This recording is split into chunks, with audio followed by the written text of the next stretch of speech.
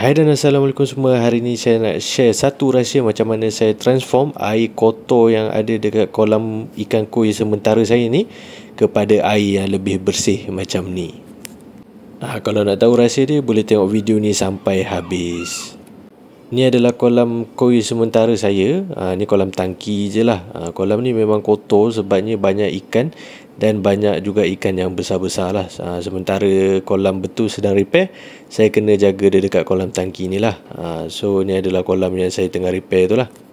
So macam semua orang tahu yang kalau kita nak beli ikan ni, kita perlukan filter lah. Dan filter ni dia consist of 3 benda, iaitu mechanical filter, biological filter dan juga chemical filter lah. Dan yang paling penting untuk air bersih adalah biological filter dan mechanical filter ataupun sponge filter. Cuma masalah nak pakai sponge filter ni sangat-sangat mudah tersumbat. Kalau kita pakai sponge filter yang kasar, dia tak mudah sumbat tapi air tak berapa cantik. Kalau kita pakai halus yang warna putih tu, air jadi cantik tapi masalahnya dia mudah tersumbat.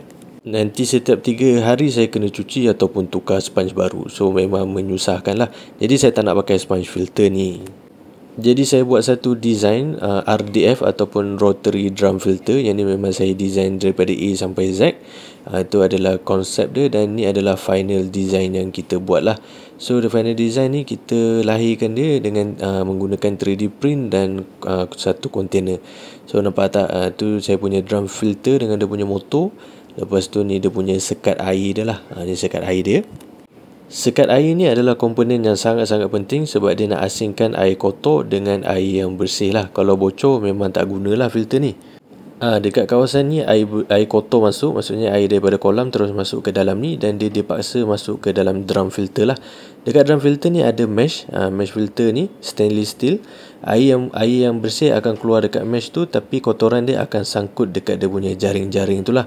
So kotoran semua akan sangkut dekat jaring tu dan air bersih keluar ikut pipe ni. Sampai satu-satu masa kan, kotoran tu akan memenuhi jaring-jaring ni dan kita akan keluarkan kotoran tu menggunakan high pressure pump, menggunakan air yang kuat pressure dia, dan kotoran tu akan keluar ikut pipe ni lah. Dan sementara kita tolak kotoran tu masuk ke dalam pipe buang tu, drum filter ni akan berpusing untuk tingkatkan efisiensi lah. So satu kali pusingan tu, jaring tu semua akan bersih semula. Ni contoh yang saya dah buat lah. Ni prototype lah, tak final lagi. Ni prototype yang kita dah buat.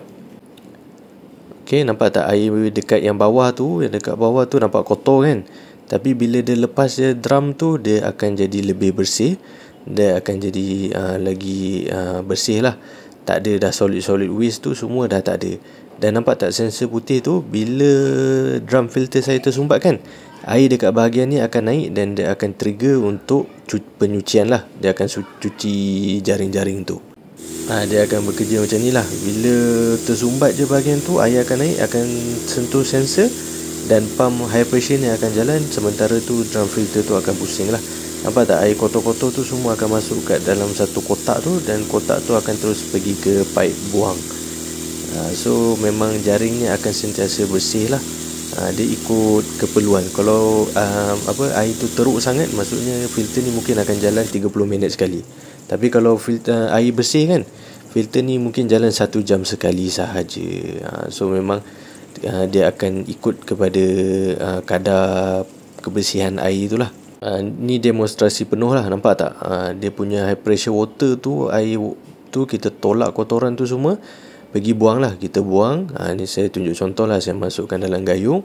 Nanti saya tunjuk result dia. Memang guna filter ni memang sangat-sangat puas hati lah. Semua kotoran tu memang dah hilang. Dan yang paling penting, saya tak perlu tukar sponge filter tu setiap hari. Jadi dia akan auto cleaning, dia akan auto bersihkan lah. Daripada kolam saya yang kotor macam ni, terus dia akan jadi bersih lah. Ni kotor macam ni, sangat-sangat kotor. Lagi-lagi kalau overfeed, terlebih bagi makan, memang air akan jadi kotor macam ni lah.